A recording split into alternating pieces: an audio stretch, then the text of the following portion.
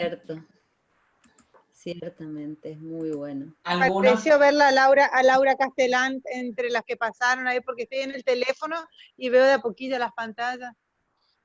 Hola, No sé cuántas... Helio. Hola, Laura.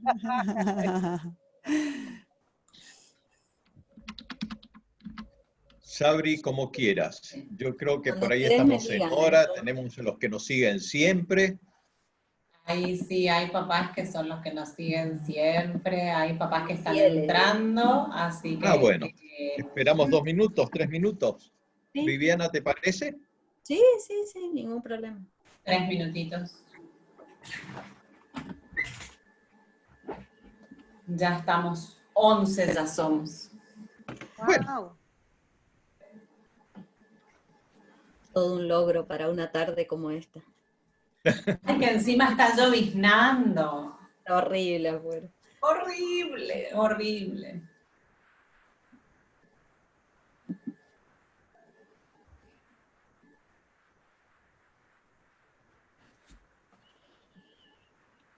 Me parece, Viviana, que vamos a hacer un corto para la reunión de profesores. Bueno, no hay ningún problema. Hay algunos Que nosotros nos profesores unimos también. Hay algunos profesores. Hay algunos profes, están Ariel y Karina, Carmen. Lo hice pensando en los profesores también, así que Bien. traté de abarcar estudiantes, profesores y padres, porque yo estoy en las 3 posiciones también. Exactamente, estás en las 3 ahí. Sí.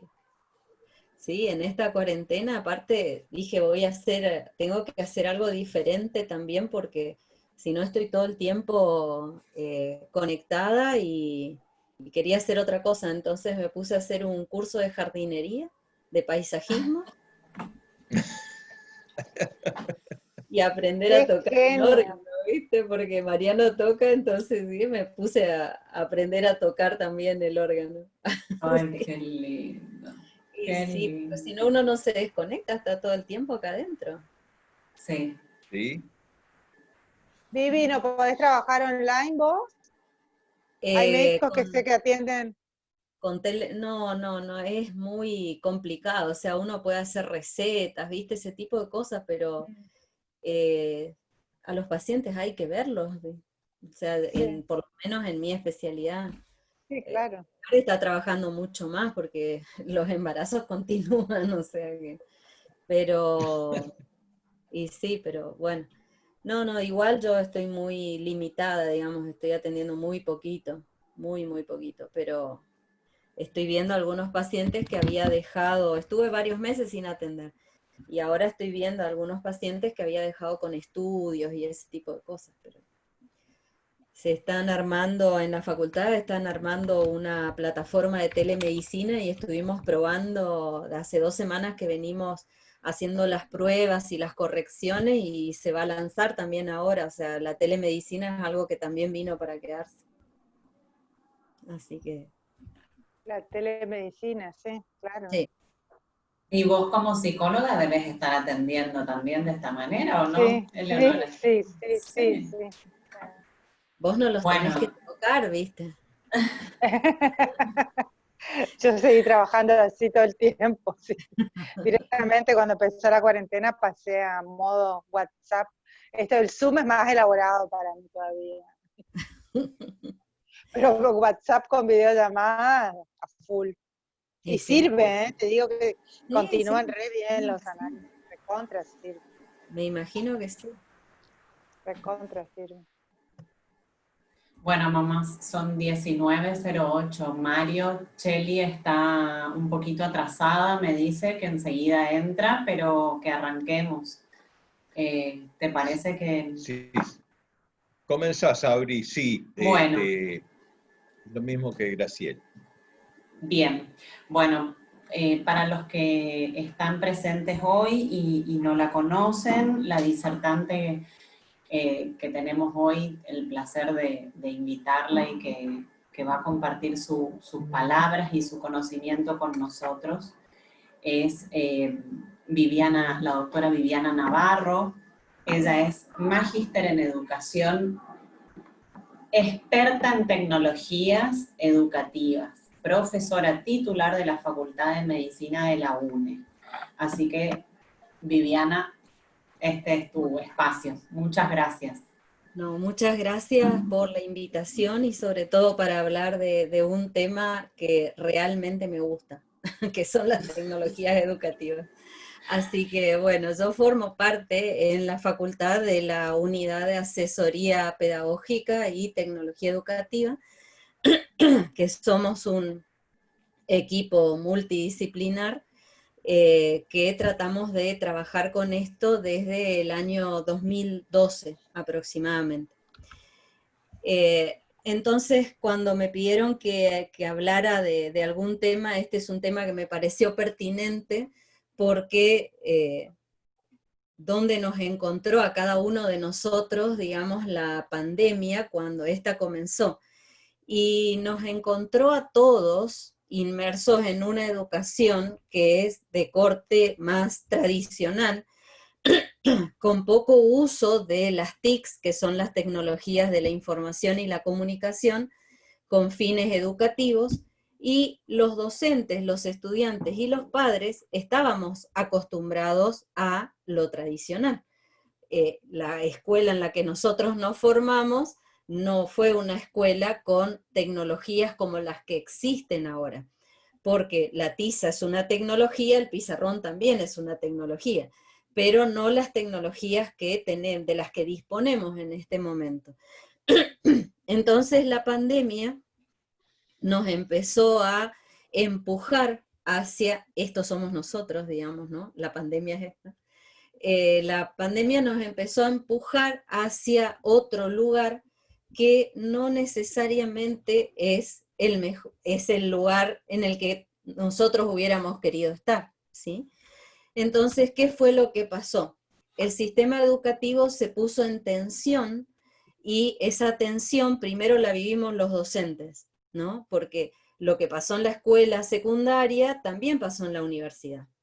Y hubo que comenzar a decidir como docente y desde lo que uno sabe y desde lo que quiere hacer, si lo que iba a hacer era una presencialidad asistida por tecnología, que era simplemente poner todo lo que hacíamos en la presencialidad, llevarlo a la virtualidad, que no es lo mismo que una virtualidad pedagógicamente estructurada.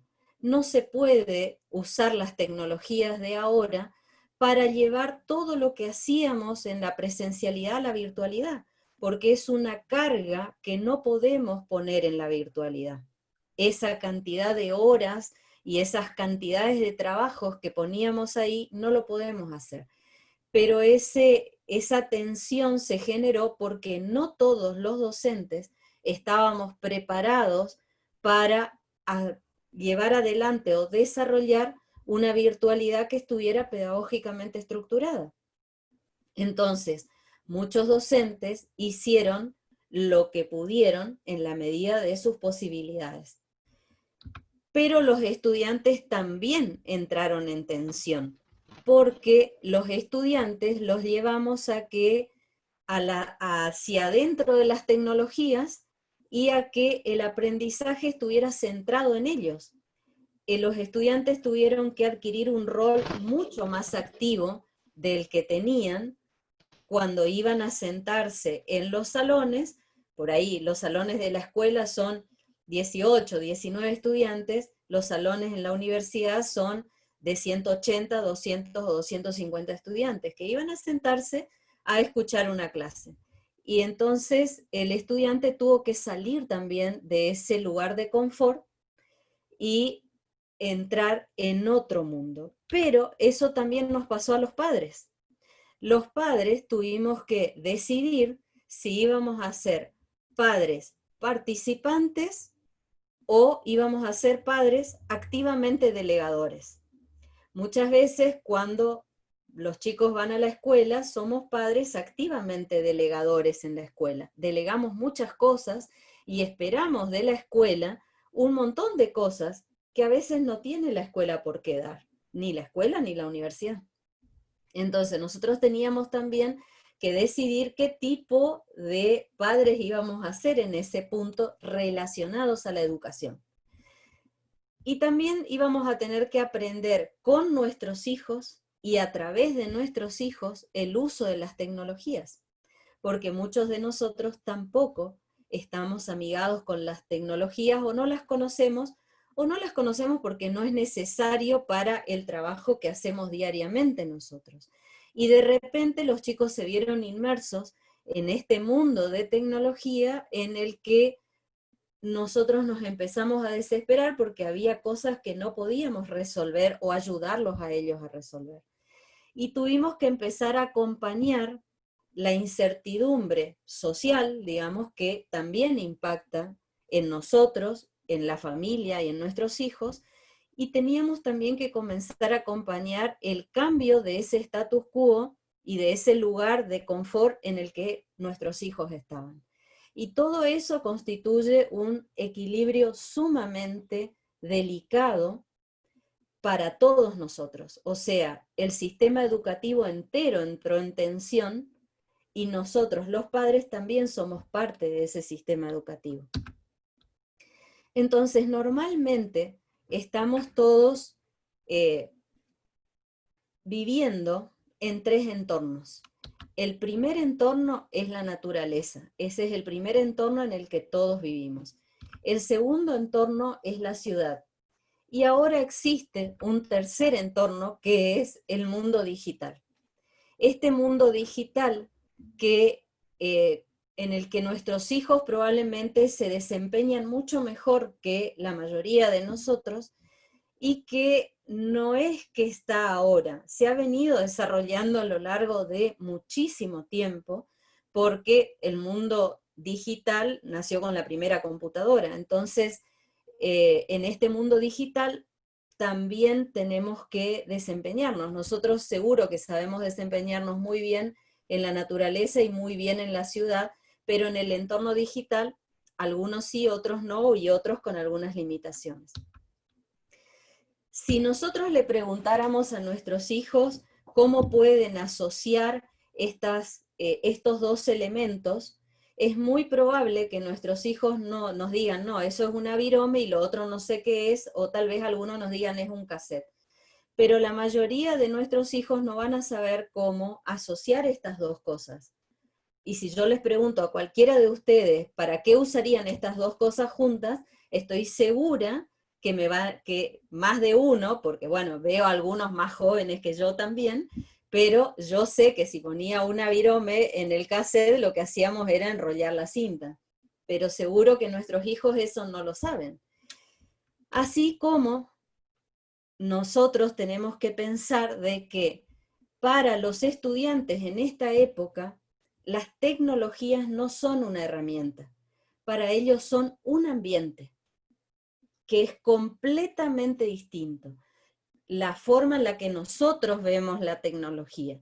Para nosotros, las tecnologías son una herramienta. En este momento estamos usando una tecnología para comunicarnos. Y entonces para nosotros la tecnología es una herramienta, para ellos no es una herramienta.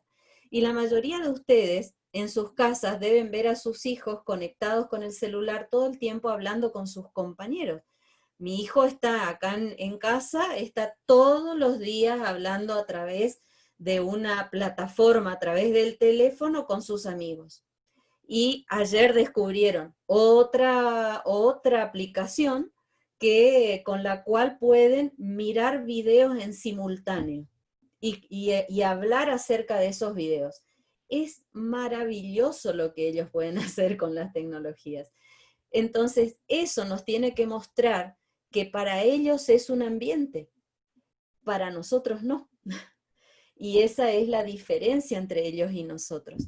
Y los adolescentes de esta época se adaptaron sumamente bien a la sociedad de la información y del conocimiento que es en la que estamos todos nosotros en este momento. Y ellos hablan ese lenguaje, ellos hablan el lenguaje de la informática, ellos hablan el lenguaje digital.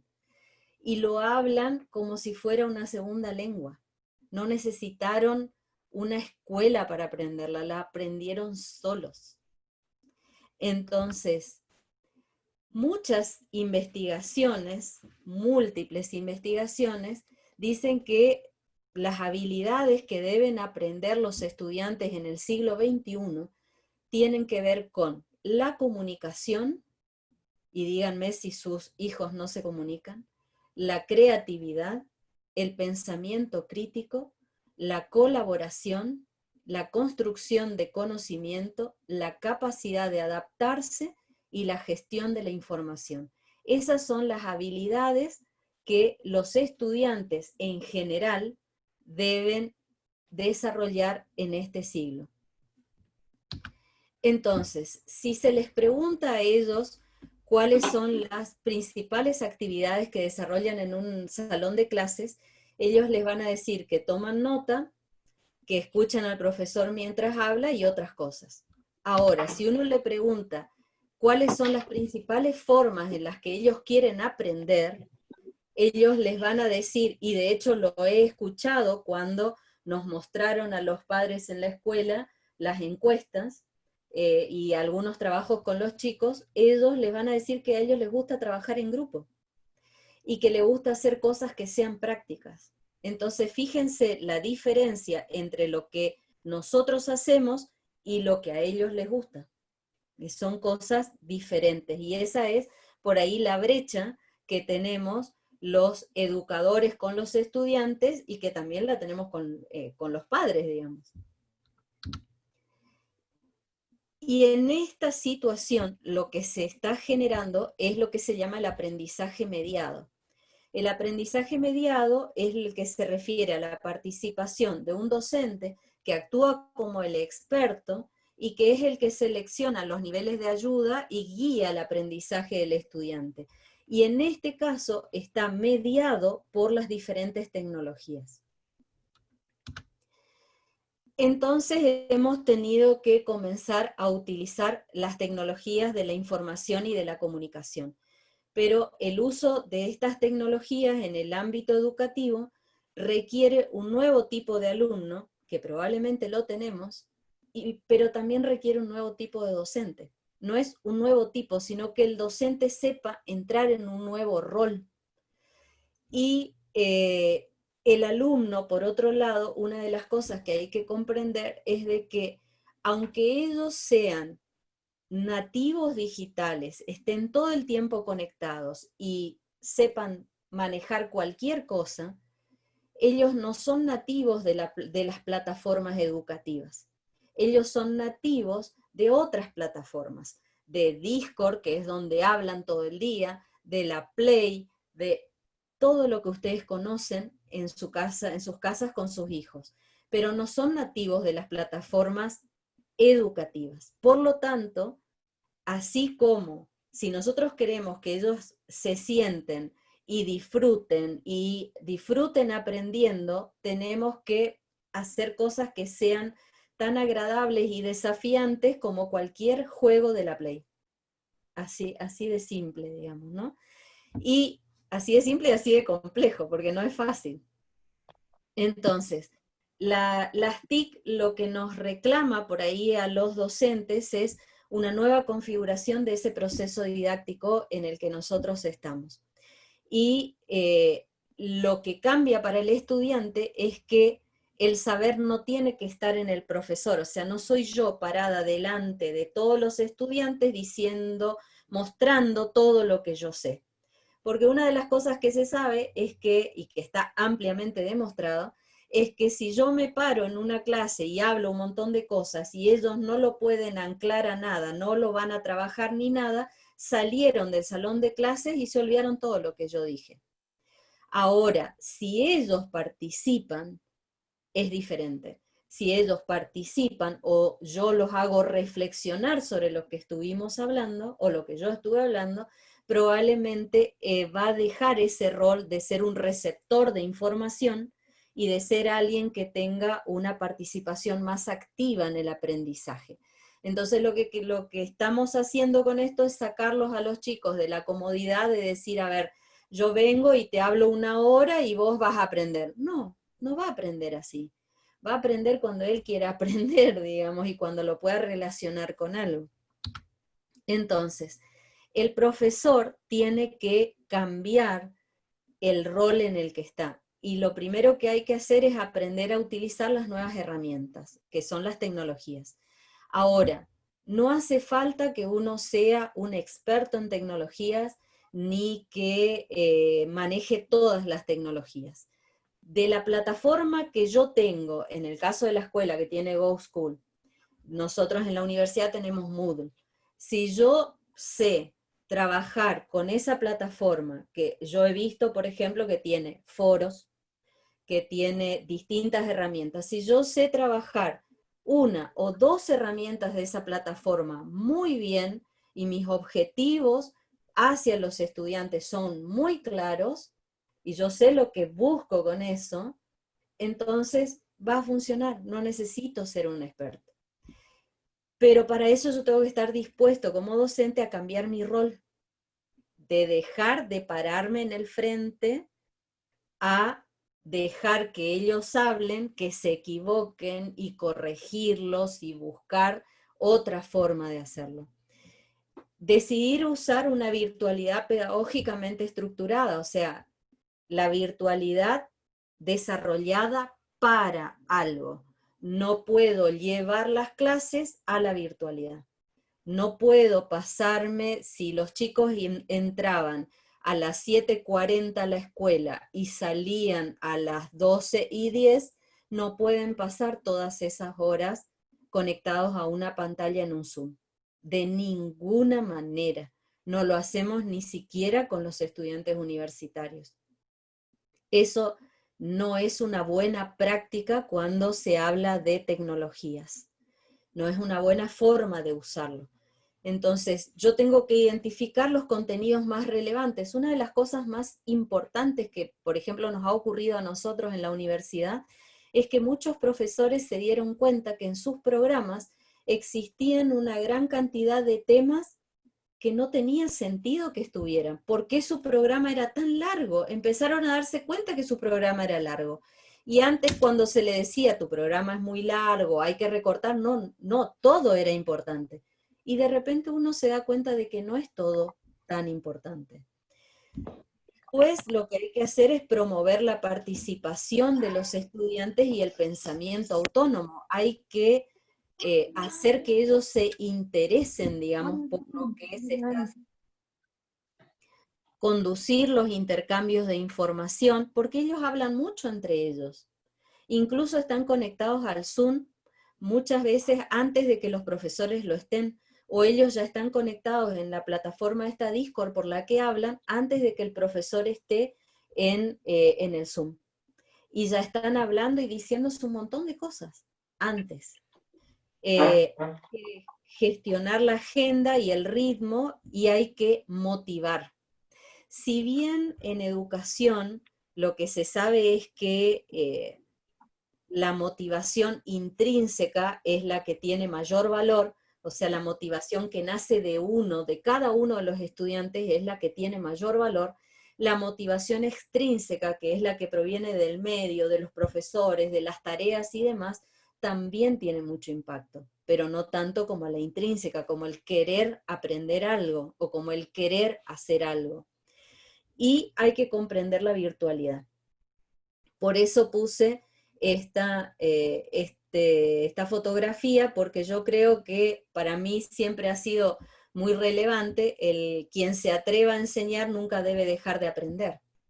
Y hay que ir moviéndose con los tiempos y hay que ir adaptándose a los tiempos. Entonces, ¿cuál es el rol del estudiante en todo esto?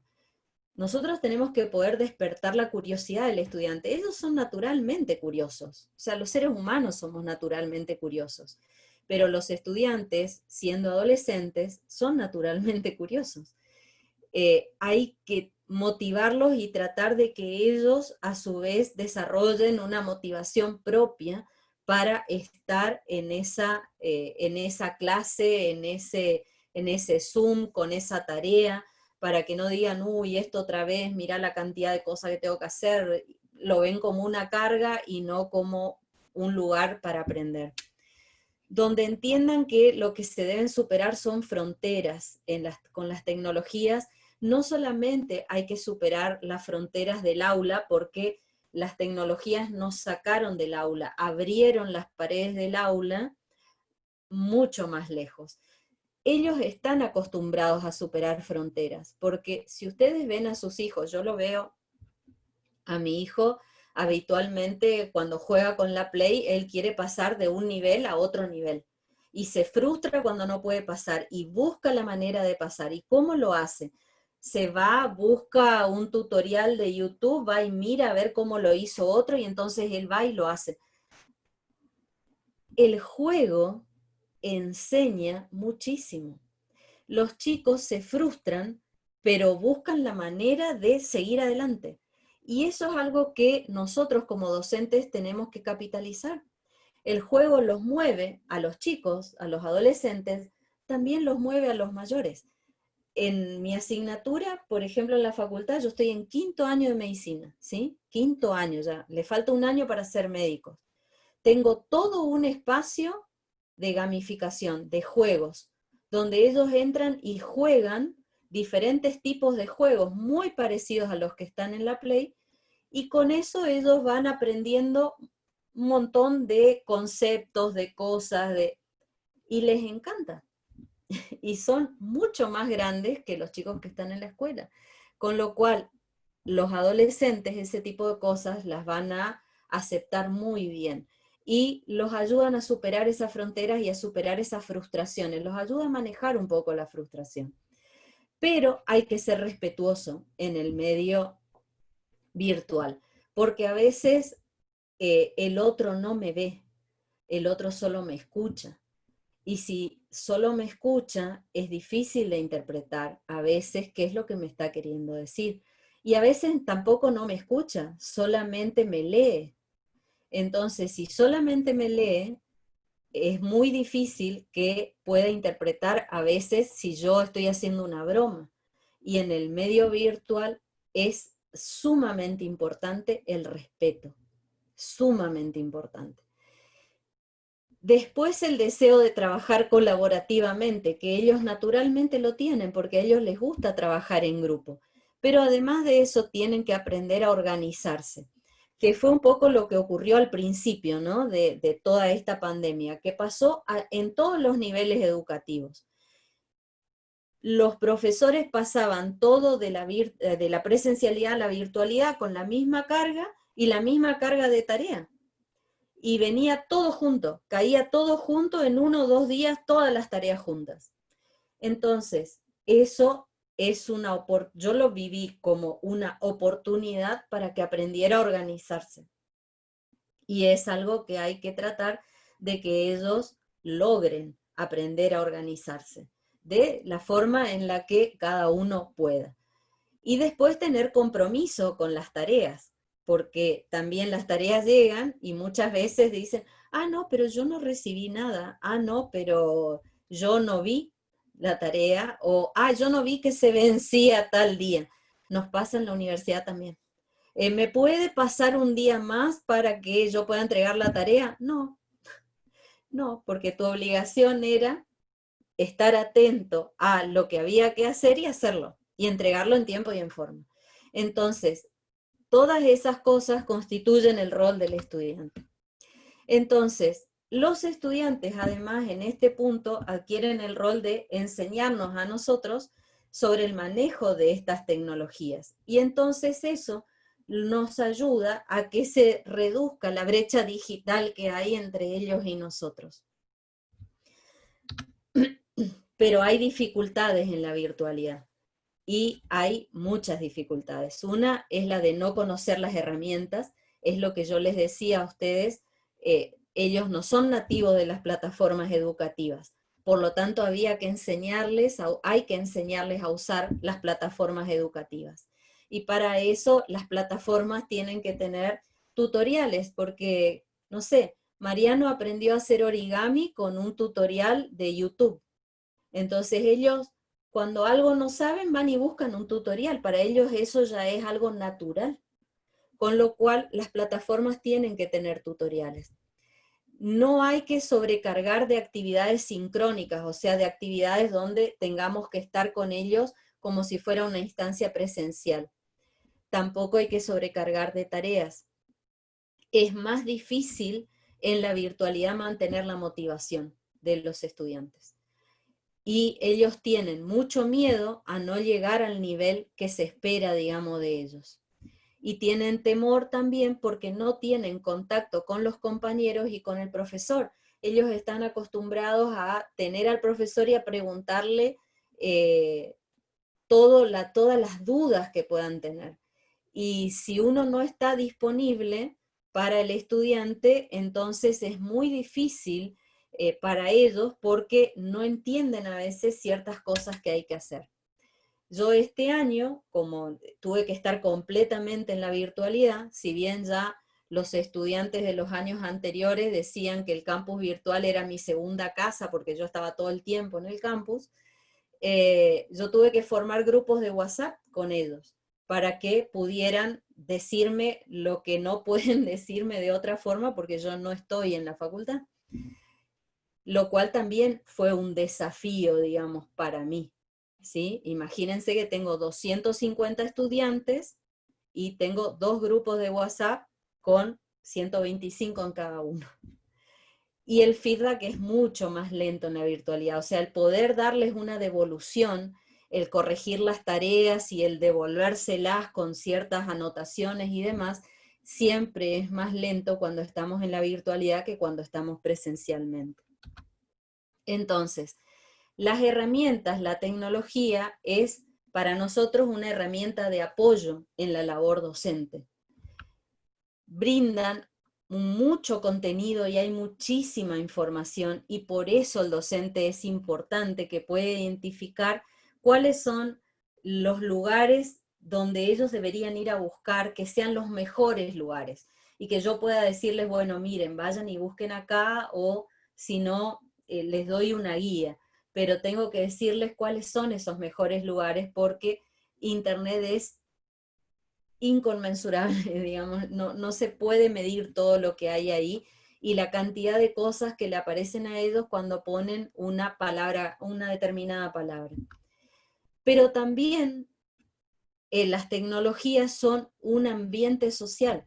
Yo les dije que para ellos es un ambiente. Bueno, para ellos es un ambiente también social y les permite la sociabilización. Ellos, por ejemplo, me ocurrió con mis estudiantes y también lo vi con Mariano, cuando se sentaron por primera vez delante del Zoom y aparecieron las caras de todos en la pantalla o de la mayoría. Estaban felices de verse porque estamos en una cuarentena tan obligatoria que realmente estamos aislados. Y estaban todos felices de poder verse, y tuvieron así un tiempo donde se saludaban y hablaban y demás, y después recién pudieron enganchar con lo que había que hacer. Y hay que dejarlos que hagan, porque es eso también, es esa posibilidad de sociabilizar, es muy importante y más en estos tiempos. Y las tecnologías se integran a la educación, entonces tenemos que poder hacer ese tipo de integración. Entonces, ¿los estudiantes realmente aprenden con las tecnologías? En primer lugar, una de las cosas que he podido ver a lo largo de los años es que lo que hacen es construcción de conocimiento. Hay mucha construcción de conocimiento, principalmente cuando hay aprendizaje colaborativo, o sea, cuando están trabajando en grupos, porque ellos interactúan mucho entre sí, se leen, se contestan, se hablan, se corrigen, se ponen de acuerdo, o sea, logran acuerdos, negocian resultados, comparten a veces discrepancias o diferencias y se enriquecen mucho unos a otros en el debate que tienen, porque no piensan todos igual. Entonces, y no todos tienen ni el mismo background, ni leen lo mismo, ni nada. Con lo cual es muy enriquecedor y se construye conocimiento. Les permite esa construcción a través del aprendizaje colaborativo porque desarrollan mucha responsabilidad individual, porque también desarrollan habilidades de colaboración, son interdependientes entre ellos en el aprendizaje colaborativo, interaccionan mucho y hay un proceso de grupo. Entonces es altamente relevante que ellos puedan trabajar en grupos. De hecho, yo lo he visto, lo estuvieron haciendo en algunas asignaturas. Fíjense, por ejemplo, esto es parte de una de mis investigaciones, pero esto es un foro, son foros. Así es como se hace el análisis de las relaciones sociales en un foro. Si en este momento estuvieran haciendo un análisis de cómo está funcionando esta reunión, no pasaría absolutamente nada porque hay una sola persona que está hablando. Pero cuando empezáramos a tener algún intercambio, se vería, por ejemplo, este es un profesor y estos rojos son los estudiantes. Y todo esto que se ve es el intercambio que hay entre ellos. Y ese intercambio los va poniendo en diferentes roles. Con lo cual, un foro donde ellos pudieran discutir, no solamente decir yo soy fulanito, o yo pienso tal cosa, y se terminó, pero un foro donde pudieran discutir se vería de esta forma. Estos son foros de medicina. Y también desarrollan habilidades de pensamiento crítico. Se ha visto en los foros desarrollos de habilidades de pensamiento crítico y cuanto mayor duración tienen, más habilidades de pensamiento crítico se desarrollan. Entonces, cualquier lugar donde exista intercambio, porque lo importante es el intercambio, cualquier lugar donde exista intercambio tiene posibilidades de desarrollar construcción de conocimiento, tiene posibilidades de desarrollar pensamiento crítico, y cuanto más tiempo dura, más desarrollo va a existir. En cambio, si estuviéramos, por ejemplo, en un foro donde solo el profesor hablara y cada uno le contestara al profesor, así es como se vería. Y así es como se ve cuando uno está en una clase y está hablando y yo digo, a ver, fulanito, decime tal cosa. El fulanito me contesta a mí. Y después le digo, a ver, menganito, tal cosa. Y el menganito me contesta a mí. Pero no hay interacción entre ellos. Y esta es la forma en la que un lugar donde hay interacción no debería verse, porque esto lo que está mostrando es que no hay interacción. Y la interacción es una de las partes más relevantes de las tecnologías. Entonces, lo aconsejable siempre es usar programas adecuados para la enseñanza online. Si yo no tengo una plataforma robusta, una plataforma que permita un montón de cosas, entonces yo tengo que poder asociarla con alguna otra cosa, como el Zoom, por ejemplo, o el OBS, o el Meet, o el Jitsi, cantidad de programas gratuitos hay. Es recomendable la entrega de contenidos de forma sincrónica. No está muy bueno ponerse a dar una clase en Zoom, a menos que la clase comience, sean 20 minutos y después haya intercambio con los chicos. Porque si no es muy aburrido. Cuando uno está del otro lado, es muy aburrido. Entonces, nosotros, por ejemplo, lo que tenemos son filmados los videos de todos los temas, los ponemos en el aula virtual y los estudiantes pueden ver la cantidad de veces que quieran los videos de esos temas. Hay que reducir los encuentros sincrónicos, o sea, todos estos encuentros por Zoom tienen que ser reducidos a la mitad de lo que se programó en la presencialidad. O sea, si yo tenía 14 clases programadas en el presencial, yo puedo dar 7 por Zoom. No puedo dar toda esa cantidad de clases. Tengo que buscar otras herramientas. No hay que subestimar el tiempo que toma hacer una lectura, porque a veces le ponemos algo para que lean y que lo lean ahí sincrónicamente y enseguida ya queremos una respuesta y no se puede. Y a veces también le damos cosas para hacer y hay que no subestimar ese tiempo. Este es uno de los aspectos más importantes de las tecnologías. Tenemos que mantener la comunicación, pero sin saturar ni con tareas ni con mensajes. ni de ellos hacia nosotros, ni de nosotros hacia ellos. Aprovechar el potencial de la escritura para el aprendizaje también es importante. Y esto que está acá es el tiempo que se aconseja que los estudiantes de, por ejemplo, primaria, secundaria de los primeros años y secundaria de los últimos años estén concentrados en una tarea. Entonces es 1 o 2 horas por día para los estudiantes de primaria, 2 o 3 horas por día, máximo 3 horas por día para los estudiantes de secundaria de los primeros años y 3 o 4 horas por día para los secundarios de los últimos años. Este tiempo se obtiene multiplicando la edad que tiene el estudiante por 2 minutos o de 2 a 5 minutos. Entonces, de esa manera se obtienen estos tiempos. Y eso es algo que lo tenemos que pensar porque la virtualidad en sí misma, estar todo el tiempo delante de una pantalla, agota, cansa. Así que también hay que pensarlo.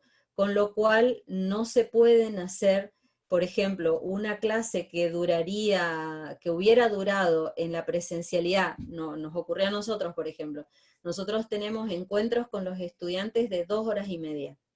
Bueno, no pueden durar más de 1 hora, 1 hora 15, como mucho, porque después ya todo el mundo empieza a mutearse y a apagar las cámaras.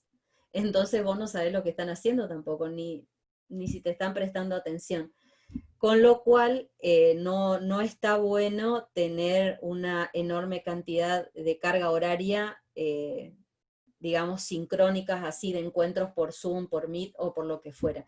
Entonces, si la clase iba a durar 1 hora, debería durar 20 minutos o 30 como máximo, y lo que hay que tratar es de que sea muy interactiva, para que los esté moviendo todo el tiempo. Entonces, los entornos virtuales constituyen un lugar de aprendizaje para todos. Para los estudiantes, como le dije, es un ambiente. En ese ambiente ellos van a socializar, interpretar conocimiento, construir conocimiento, desarrollar pensamiento crítico y muchas otras habilidades. Todas estas habilidades no se dan solo en la presencialidad, en la virtualidad también se dan. Permiten la interactividad y las comunicaciones, que hay que establecerlas desde otro lugar, desarrollar ideas y hacer que ocurran cosas, intercambiar y compartir información, revisar, modificar y evaluar el trabajo durante su desarrollo. Entonces, no podemos pensar una buena educación para el siglo XXI si no tenemos en cuenta los medios digitales. Tenemos que incorporar los medios digitales a la educación. Ya está, digamos. Eso es lo que la pandemia logró. Un cambio cultural acelerado. En la facultad ha sido muy impresionante, porque nosotros venimos, les dije, desde el año 2012, haciendo un trabajo así de hormiga, convenciendo uno por uno, y ahora de repente están todos convencidos.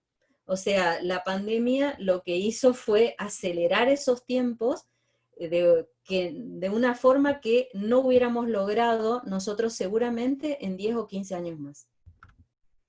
Entonces, pensaba terminar diciendo que, como decía Lelutier, pez que nada contra la corriente muere electrocutado, pero estoy leyendo, mejor dicho, un libro, y me gustó mucho lo que habla sobre la crisálida, que dice que la primera crisálida tuvo que soñar sus alas. En el fondo, creo que siempre he confiado en ese poder nuestro para obrar el milagro de un cambio.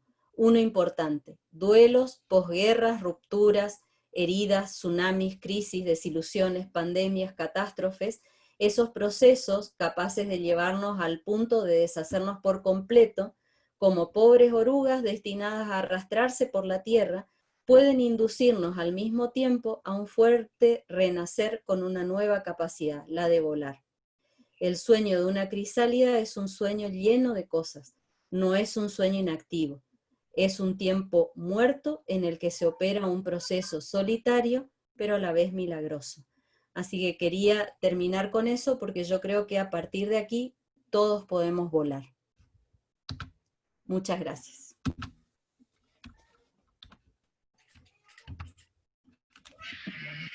Aplausos, Viviana. Si estuviésemos adelante tuyo, Muchísimas estaríamos gracias. aplaudiendo. Realmente ha sido un aprendizaje para todos, para mí, sobre todo, pero Sabrina, si hay preguntas como tuvimos los otros días. Todavía no hay preguntas. Los micrófonos a mí no me Creo molesta. que Viviana nos dejó así como choqueados a lo último. Me emocionaste, me dejaste los ojos llenos de lágrimas. Pero bueno, hay que animarse a todo esto que es diferente, que nos interpela, que nos cruza de una manera totalmente diferente. Y bueno, los papás, no hay preguntas escritas, pero yo los Pero invito comentarios, si a quieren. que sí, somos pocos, todos nos conocemos. Bueno. Yo los invito a que puedan desactivar su micrófono y comentar lo que tengan ganas. Sí, Viviana, gracias. Realmente, es como decías, ha sido un aprendizaje para todos y es lo que más nos ha costado, ¿no es cierto? Como docentes estábamos acostumbrados a algo. Nosotros en algún momento tuvimos Universidad de Belgrano, en la escuela, año 98, 99, cuando comenzamos con esto, y teníamos algunas carreras terciarias, y bueno, no tuvieron todo el éxito que querríamos porque realmente el docente no estaba preparado para eso, ¿no es cierto? Es lo que vos decías, no podías tener un docente hablando 2 horas, 3 horas porque no servía y fue parte del fracaso de la virtualidad en ese momento. Y esto nos obligó realmente a que todos estemos viviendo este mundo digital, aprendiendo constantemente, porque en mi caso realmente sigo aprendiendo con todas las charlas. Sigo aprendiendo de los profesores más jóvenes. Así que bueno, ¿alguna otra pregunta? Comentario de excelente oratoria, felicitaciones de Mónica Bertinat, la mamá de Marcia. Ay, muchas gracias. Muy interesante, Viviana. Muy interesante. Hola, Lili. Hola a todos. Muy interesante. Hola. Hola. ¿Cómo anda matrimonio? Ah, sí. Todavía no ha dado, que nos dejó Viviana. Muy interesante todo, porque la verdad que sí, esto fue un cambio muy brusco, 180 grados de un día para otro en nuestra vida entera, o sea, no solamente los chicos, sino de toda la familia, y adaptarnos a esto nos está llevando un tiempo, quizás para nosotros un poco, nos cuesta un poquito más que a los chicos, que se adaptan mucho más rápidamente, y lo están aprovechando. Menos mal, yo siempre, o sea, la clase tuya, Viviana, por ahí nos dejó un poquito en silencio porque nos ayuda a entender algunas cosas que veíamos en los chicos y que por ahí no sabíamos también si estaba bien, si estaba mal, entender hasta dónde, porque por eso yo por ahí me quedaba pensando después de tu charla, hasta dónde permitir algunas cosas, por ejemplo, qué sé yo, algunas tareas, varias tareas, como decías vos, al mismo tiempo. Yo lo veía a Nicolás, por ejemplo, todo el día haciendo tareas, pero todo el día. Decía, bueno, pero esto tampoco ya está bien, porque se pasa el día. También, obvio que tienen su tiempo para la comunicación, para jugar con los amigos, pero la verdad que se pasaba todo el día. Pero bueno, escuchándote a vos, es muy positivo ahora, y ahora lo veo, que esto les sirve para que ellos también puedan organizarse y priorizar las cosas según, porque primero yo lo veía que se enloquecía y que quería hacer todo ya y nada quería dejar para mañana, porque consideraba que se atrasaba. Y bueno, así que creo que de todas estas cosas ellos también aprendieron. Y bueno, y nosotros con estas charlas, la verdad, Mario, muy interesantes, estamos aprendiendo. Así que gracias, Viviana. No tengo preguntas porque la verdad que fuiste tan clara. Muy clara. Muy clara. Clarísima. Así que, pero aprendimos mucho. Gracias. Todos seguimos aprendiendo. Hola, buenas noches. Sí. No sé si me escuchan. Elisa Reñuc soy, la mamá de Trinidad Caterino. ¿Cómo están? Hola, Hola, Eli. Viviana. Hola, Eli. ¿Cómo estás? Bien, bien. La verdad que entré un poquito tarde a la reunión, pero la verdad que es súper clara y realmente describiste, Viviana, muchas situaciones que se vivieron acá en la casa. La verdad que, bueno, tengo chicas que están en nivel universitario y bueno, y en nivel secundario arrancando último de primaria, pero el tema de la desesperación al principio fue en todos los niveles, más aún con el tema de el trabajo también online, que todos nos tuvimos que acomodar como a los tumbos. Es más, yo estoy usando, les cuento por primera vez Zoom. Nosotros nos manejamos con otras plataformas y la verdad que creo que no me están viendo, que esa parte no la pude armar todavía, pero la verdad que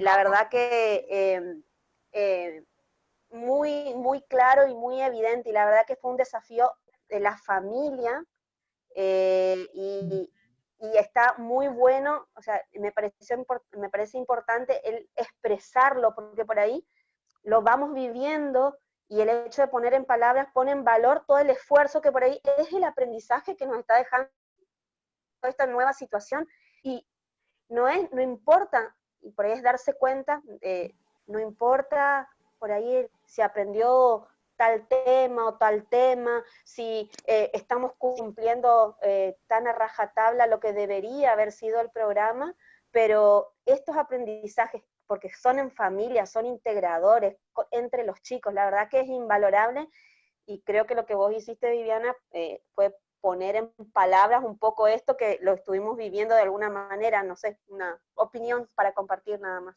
Gracias, Eli. Gracias, Desde el primer día, todo este cronograma está en toda la casa. Baño, heladera, dormitorio de mi hijo, escritorio, forrada. La casa está con cronogramas de actividades. El mío usa estos, usa post por todos lados. Hay un comentario de Cecilia, siempre muy clara y precisa, Viviana, felicitaciones. Y Laura, mamá Laura Sánchez, quería decir algo. Bueno, resulta que en la escuela donde yo estoy, nosotros tenemos un aula del Infod, un aula virtual, y en esa aula virtual de repente hay que preparar para 8 aulas virtuales clases, en la que uno tenía un cuadernito, en realidad son 12, ¿no? Un cuadernito donde iba uno con su material, y ahora de repente tenemos que armar una clase virtual amigable, donde nosotros tenemos que plasmar en ese momento que se sienta el estudiante, donde no hay un contacto visual, falta la palabra, falta el gesto, falta todo eso, y es realmente un desafío para nosotros. ¿Cómo yo comunico y qué es lo que entiende del otro lado el alumno? Y cómo hago, o sea, esas estrategias son tan importantes para poder, digamos, hacer que es el momento de clase, porque uno pone clase 1, clase 2, clase 3, pero no son clases, son momentos. ¿Se entiende? O sea, es esa estrategia, ese desafío para que sea amigable y para que ese alumno que se sienta no pierda el tiempo. Entonces, por ahí esa sería mi cuestión. Sí, yo creo que eso viene de la mano con el conocer un poco el tipo de estudiantes que uno tiene, ¿no? Y la edad de esos estudiantes. Y todos los grupos son diferentes todos los años, Sí. porque en la facultad yo veo que hay estrategias que me sirvieron con algunos estudiantes en un Exacto. año que no me sirvieron con otros. Y eso pasa a ser un descubrimiento.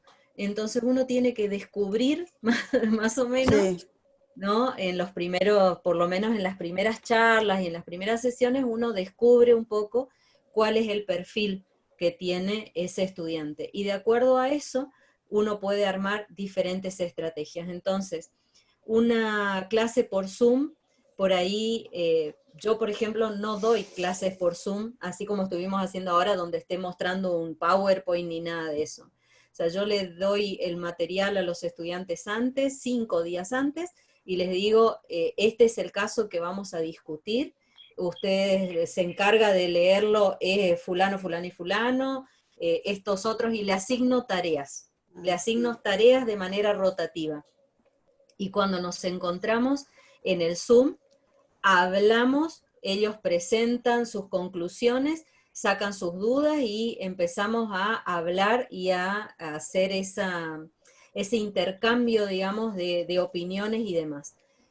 Con lo cual es muy enriquecedor porque sí o sí los obliga a leer antes, que es lo que todos quisiéramos que lean antes de venir a un teórico, ¿no? Cuando van a ir a un teórico, quisiéramos que todos vengan leyendo y eso es algo que no se logra. Y en la virtualidad sí se puede lograr, porque si vos le filmás, no tenés que tener una cámara, por ahí le pones voz a tu PowerPoint y le vas dando ejemplos y ejemplos y ejemplos y ejemplos, es lo que más valoran.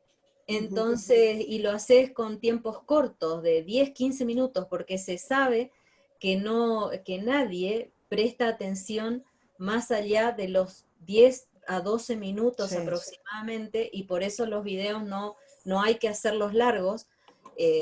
Me ha costado mucho que los profesores entiendan eso. Tengo videos de media hora, por ejemplo, que no sirve. En 10 o 15 minutos tenés que poder comunicar las ideas principales y después tienen que leer de tal lugar, tienen que leer de tal lugar. Pero si vos le asignas, digamos, tareas antes de venir al encuentro con vos, el encuentro va a ser muy productivo.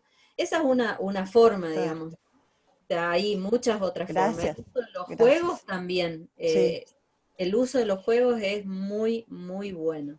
Para Así. saber un poco la situación de los estudiantes,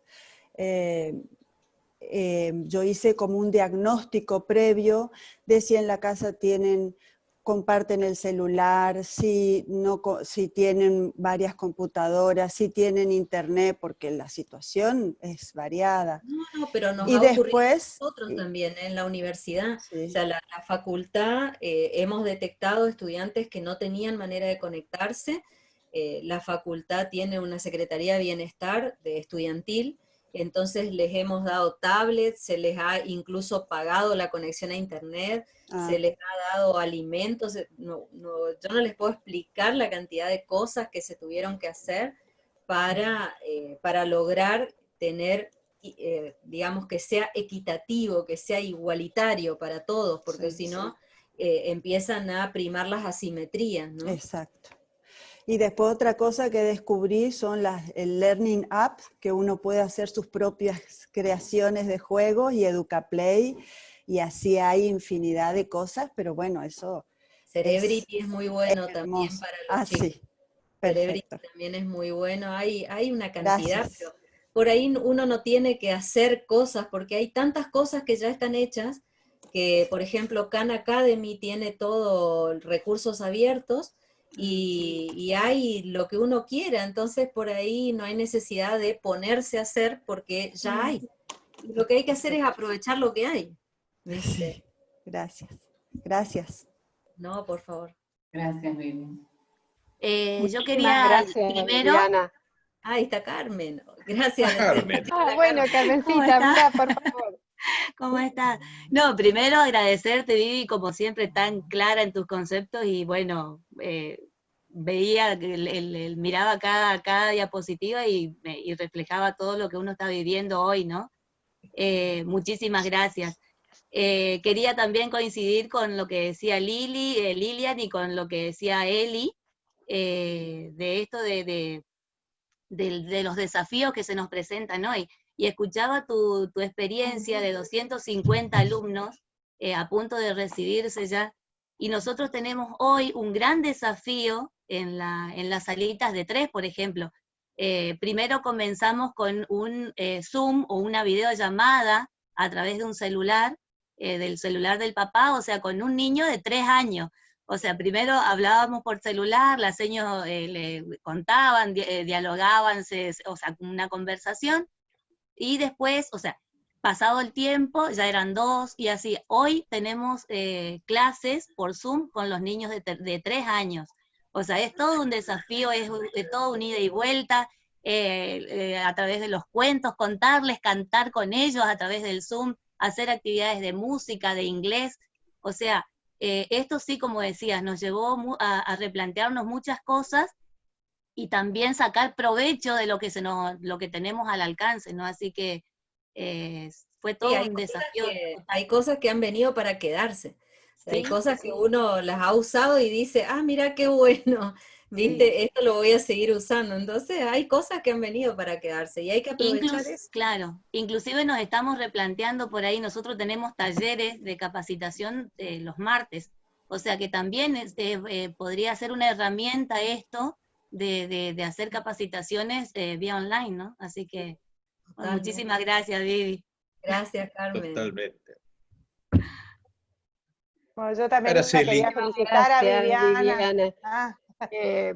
Repito un poco lo de Mario, para nosotros siempre es una instancia de aprendizaje y por allí es la brújula, ¿no? Es la brújula en esto que siempre marcamos, es prueba y error, es prueba y error. Al principio mucha tarea, después aflojamos con la tarea, después incorporamos el Zoom, después, y es esto, ¿no? Contamos con un personal docente muy abierto, que realmente ha tenido mucha paciencia para esto, ¿no? Para poder aprender. Así que muchísimas gracias por lo que trajiste, porque nos sirve un montón. Aquí contamos con algunos colegas que sé que van a poder replicarlo. Muchísimas gracias por lo que trajiste. Nos sirvió un montón, al menos a mí. Mucha cintura para acomodarnos y amoldarnos y saber cómo bailar en esta marea. Eleonora, vos querías decir algo. No sabía que había que pedir ahí desde un botón, pero bueno, ¿me escuchan? Sí. Ah, bueno, porque yo los dejé de ver, pero bueno. No, yo quería agradecerle a Viviana porque a mí el concepto ese que dijo de pensar que para ellos es un ambiente, yo que suelo ser bastante estricta con las horas que Rocco pasa en la Play o en Internet, sí, tranquiliza un poco ese concepto de decir, bueno, es una forma más que tienen ellos de encontrarse y de estar. Así que, y agradecerle a Viviana por la linda charla explicativa que nos dio. Gracias, Eleo. Las dejé de ver, así que apagaste tu cámara. No, apagaste tu cámara, por eso bien. Nos dejaste de ver. Sí, igual, entonces los saludo a todos y la verdad que muy interesante. Vivi, gracias. Gracias, Eleo. A vos, Eleonora, por estar. Viviana, muchísimas gracias por acompañarnos en este ciclo y también quiero aprovechar porque quien continúa, ¿no es cierto?, son los 3 supervisores de las escuelas privadas, el profesor Héctor Espinosa del secundario, la supervisora de primaria y de nivel inicial, que han aceptado muy gustosos poder compartir este espacio con los padres. Creo que es la voz del ministerio por parte de la Dirección de Enseñanza Privada. Así que bueno, los invitamos a todos que nos acompañan realmente. Viviana, de vuelta, muchísimas gracias. Gracias a todos. Adiós. Gracias, Viviana. Buenas noches. Muchas gracias por estar y por acompañarnos.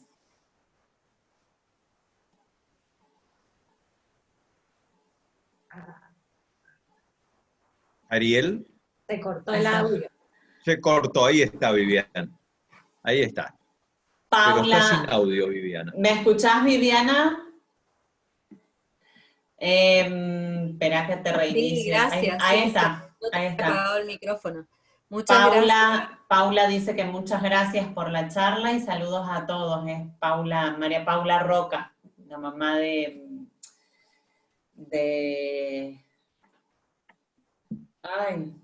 no me va a salir. Hay muchas mamás. No, de Victoria Sanz, la mamá de Vicky Sanz. Bueno, muchas gracias y un placer participar de esta serie de charlas. Gracias, Vivi. Seguimos Gracias. construyendo y seguimos aprendiendo. Adiós. Chao, chao, chao. Chao. Chao. Hasta luego.